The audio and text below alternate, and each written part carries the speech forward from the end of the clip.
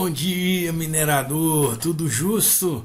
Olha só, esse ano de 2020, pelo menos fevereiro, né, começou muito animado aí no setor da mineração, da legislação, né, mudanças aí muito profundas acontecendo, e a gente não pode deixar de olhar com os bons olhos, né, tudo aquilo que vem sendo feito, que a gente realmente gostaria que tivesse sendo feito e está sendo feito, né?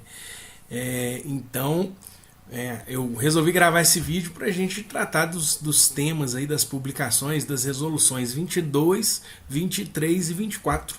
Né? As resoluções 22 e 23 foram publicadas na sexta-feira, dia 31 de janeiro, sem os anexos. Então teve uma falha lá e publicaram sem os anexos. Os anexos eram muito importantes nas duas resoluções.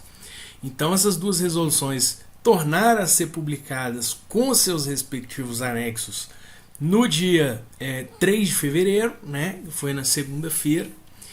E hoje eu estou gravando esse vídeo, é dia 4 de fevereiro. Nós acordamos também com uma notícia muito boa, uma publicação nova aí também. Uma resolução 24 muito importante para o setor, né? Então nós vamos começar aqui esse vídeo hoje falando, né, vamos seguir a ordem aqui de publicação das resoluções, né? Vamos falar da resolução 22. A resolução 22, ela está aqui trazendo uma regulamentação aí de prazos para a ANM analisar alguns pleitos e requerimentos, né, pedidos do minerador. Isso, gente, é um negócio que nunca se ouviu falar dentro desse setor, né? E que é fruto, né, de uma determinação legal, um decreto presidencial que foi publicado em dezembro de 2019 e já teve sua resposta agora em fevereiro de 2020. Antes da gente continuar, se inscreve no canal, dá um like aí no vídeo, dá um joinha, ativa o sininho aí, tá certo? Para a gente continuar trazendo essas notícias boas aí que acrescentam aí para todo mundo. Vamos lá. A resolução número 22, ela traz prazos para a ANM, né? E dentro desses prazos é muito interessante a gente poder trabalhar com prazo, porque a vida toda o cliente da gente vira para a gente e fala assim: quanto tempo vai sair a sessão tal? Só Deus sabe, né? Depende da ANM, de qual estado depende do que está acontecendo lá, né? Depende do técnico, depende de milhões de coisas. Então a gente nunca sabia dar essa resposta para o cliente, né? Por isso é muito benéfico que a gente tenha a aprovação tácita. O que é a aprovação tácita? Passou aquele prazo, né? Não se analisou ou positivamente ou negativamente, né? Não foi dado um retorno ao minerador, não houve análise naquele período, a aprovação é tácita desses temas, tá certo? Então isso já provoca um certo temor, né, do minerador, principalmente aquele minerador que não tem tanto conhecimento legal e analisa essa resolução como sendo um todo, um universo legal. E não é. Ela é um pedacinho de um quebra-cabeça, né? Se a gente analisar ela como um pedacinho de um quebra-cabeça, que é todo o arcabouço legal que existe, né, a gente vai ver que não temos riscos. Mas a primeira coisa que se levantou de riscos quando se viu essa questão desse regulamento, dessa resolução, né, número 22, foi o seguinte: então o cara vai lá, vai requerer uma área em cima da minha área, a ANM não vai analisar em 120 dias e aí ele vai ganhar um alvará em cima da minha área, né? Se você analisar essa resolução, ela não prevê especificamente casos como esse, e tem vários outros. Mas o restante do arcabouço legal, né, sim, protege, né, para que esse tipo de coisa não venha a acontecer, né?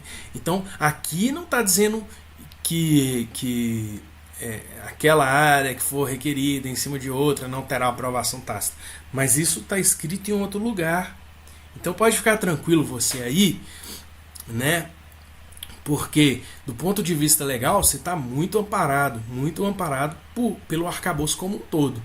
Por esse pedaço aqui, se a gente quisesse prever todas as situações, né, em que algum caso específico pudesse ocorrer, a gente ia ter um texto aqui que ia ocupar mais do que o jornal todo, né, o jornal da semana todo.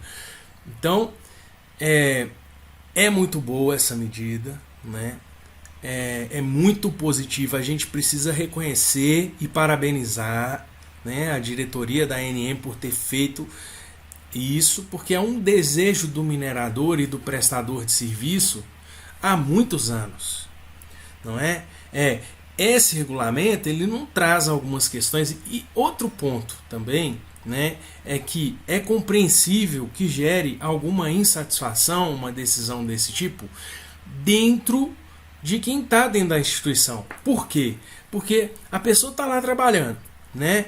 É um concursado, um técnico concursado, ele está lá trabalhando, ele sabe que ele está com condições de trabalho que não são as mais ideais, com sobrecarga, né? Com muito processo para às vezes uma ou duas pessoas só responsáveis por aquele setor ali específico, e ele não vai dar conta de fazer tudo isso. Então, né, é natural que gere uma insatisfação do servidor, né, e principalmente esse que se encontra nessa situação, e há casos como esse, né, que ele fala, poxa, como sai uma resolução dessa se eu realmente não tenho condições, né, de ser 4, sou um. Não quer dizer que ele seja ineficiente, não. É porque muitas vezes a gente vê aposentadoria, né? A gente vê falta de concurso há muito tempo, e acredito que isso vai mudar logo também, quando normalizar aí a questão de arrecadação, né? Porque tem sido feitas retenções aí, né? Em tese, uma agência ela fica com o dinheiro que ela arrecada, né? Uma boa parcela desse dinheiro, e isso não está acontecendo na prática, mas é um outro problema aí que nós vamos viver. Então essa medida é muito positiva, né? Ela é uma medida que traz prazos aí, vamos dizer assim, para dentro dos trâmites que a gente está acostumado a fazer, né? Sessões, o próprio requerimento, né? Oneração diária com relatório negativo. A gente vê que o prazo de 120 dias, né? Ele está aí mais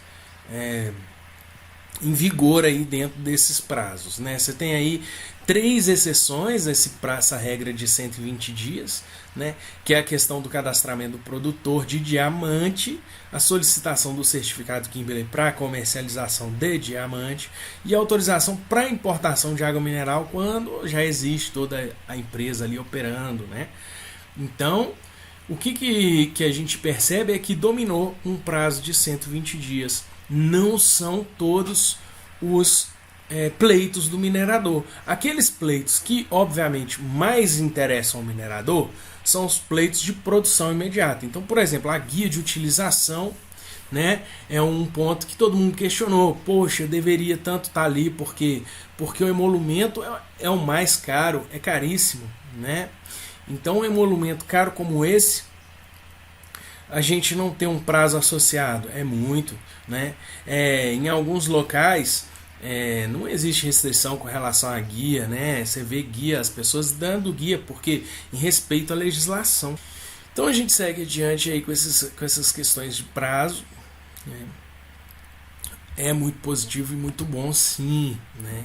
Tem algumas situações aqui também, por exemplo, e a aprovação do relatório final, que é uma coisa que demora, né? E a aprovação do PAE é uma coisa que demora. Então, basicamente, as coisas mais importantes aí para o minerador que quer produzir rápido, né, são a guia, a aprovação de um relatório final positivo e o requerimento de lavra. Não foram objetificadas aí nessa resolução por razões óbvias, são coisas que precisam da análise criteriosa técnica, né? Então vai ser importante aí também ver como é que vai ficar isso, né? Porque com tanto prazo assim para cumprir, será que vai ficar abandonado que não tem prazo, né?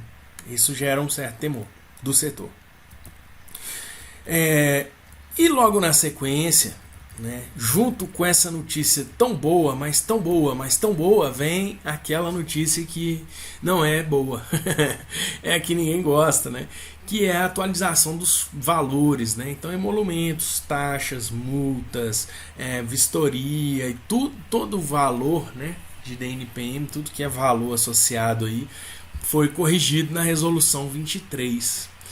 Então, nós tivemos aí realmente um bom aumento, né? Um aumento aí, vamos lá, para um requerimento de guia de utilização, por exemplo, agora nós estamos aí muito próximos dos R$7.000, são R$6.609,91, né? E tem a tabela completa aqui com todos os valores, né? Prazo original da taxa anual por hectare, a prorrogação foi para 5,33, né? O que de certa forma estimula a gente a entregar o relatório final, né? Sempre dizer para o minerador: entregue o relatório final no primeiro ano, no segundo ano, no terceiro ano de vigência do seu alvará. Não correr o risco de prorrogação, né? Porque afinal de contas o pedido de prorrogação ele pode ser indeferido e há alguns que são. O recurso contra isso aí é muito complicado, né? Então a gente tem valores diversos aí nessa tabela, né? Aumentou todos os preços, né? Mas veio acompanhado junto de uma notícia tão boa que acabou passando até despercebido por aí, né? Muita gente não comentou-se sobre nem nada, né? Então a gente espera aí que a gente, né, não tenha um impacto tão grande assim nesses aumentos aí nas atividades. E hoje, né, nós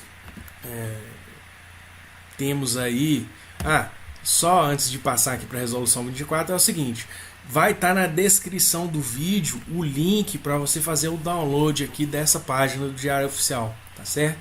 Então clica aí na descrição do vídeo que você vai ser encaminhado lá para essa página e faz lá, clica em salvar, salva dentro do seu computador aí, imprime, analisa com calma, tá bom? Mesma coisa para a resolução 24 que foi publicada hoje. Então a resolução 24 também vou deixar o link aí na descrição do vídeo, tá certo? Já a resolução 24 ela vem, né, com um propósito aí de regulamentar o procedimento de disponibilidade. Então, se a gente retomar a história, nós vamos ver que em 2010 começa ali um movimento de o governo sinalizar que quer segurar, reter áreas, né? Áreas que os titulares não cumprissem suas obrigações adequadamente. À época, 2010, o presidente ainda era Lula e o ministro era o ministro Edson Lobão.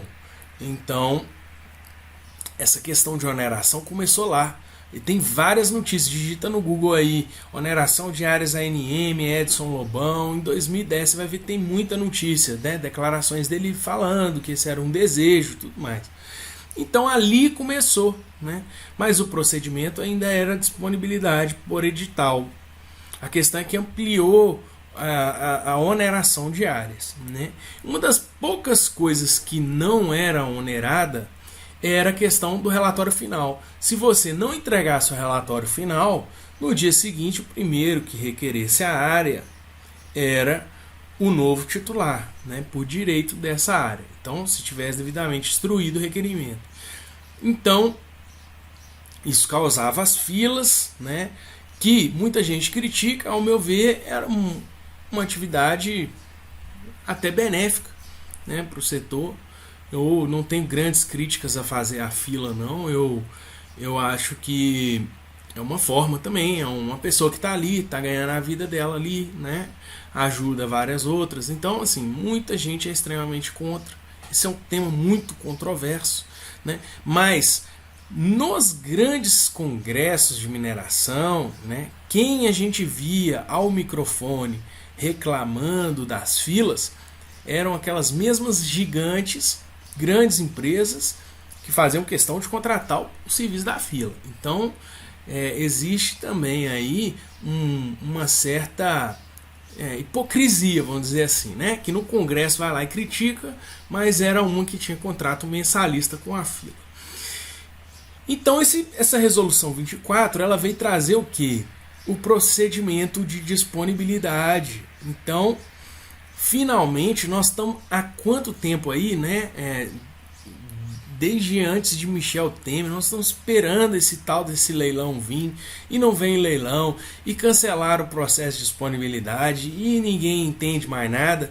Esse tanto de área onerada, todo dia um cliente querendo fazer um requerimento, e eu tendo dizer para ele, você não pode requerer essa área, que ela está onerada. O cliente tem até, né, assim, poxa, queria tanto investir nisso, está bloqueado, mas quando é que vai sair? Ninguém sabia, né?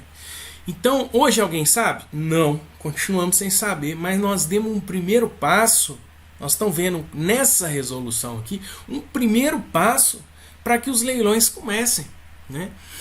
Outro tema que foi muito debatido, porque como é que você vai comprar uma área que você não tem exatamente noção do que vale, do que é, e os problemas depois com o superficiário, com o meio ambiente, como é que você vai se resolver isso? Então, tem discussão aí que é pano para manga no assunto leilão. Mas o que essa resolução veio fazer? Regulamentar como é que vai acontecer. Então ela vai disciplinar o procedimento de oferta pública. Logo no seu artigo 1º ela já traz isso. Essa resolução disciplina o procedimento da oferta pública, que adotará como critério de desempate o valor financeiro, né, a ser observada na oferta do direito de requerer a área ou bloco de áreas. Então o que a gente entende aqui, né, é que vai haver a oferta pública.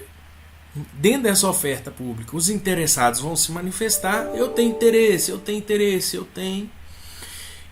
Se uma pessoa só tiver interesse, né, ela vai...